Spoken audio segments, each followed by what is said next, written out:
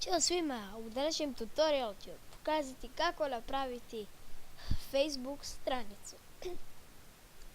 Evo, sve što vam je potrebno je da imate Facebook.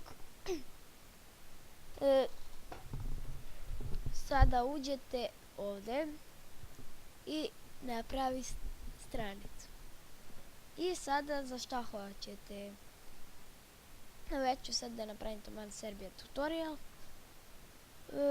Evo zabava na primjer, izaberi kategoriju, pa evo ovako nešto.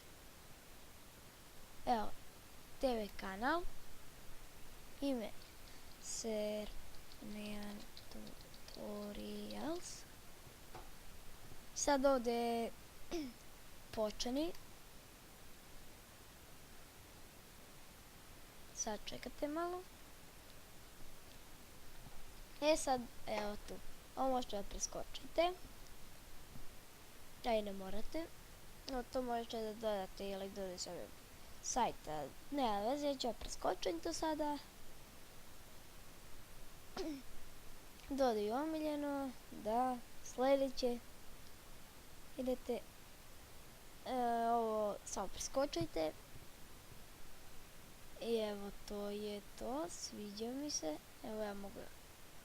I evo sad tu možete, isto kao normalna stranica, samo što imate ovdje administratorska tabla, a ako želite, na primjer, da date nekom admina, sad će vidite kako,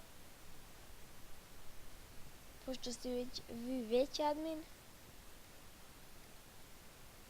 ne treba nam, onda samo trebate izmeni stranicu, upravljaj administratorima, sad kuca ime, adresa, to nema, ali kad se čuvate, tražit će vam vašu lozinku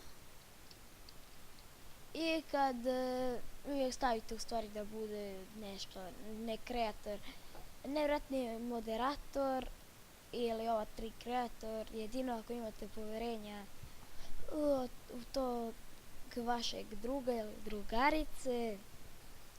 Zašto mogu i jednostavno da vam sjebu stranicu kao i na menadžeru. I to je to, samo vi se čuvate password, zakucate i on javi. I to je to.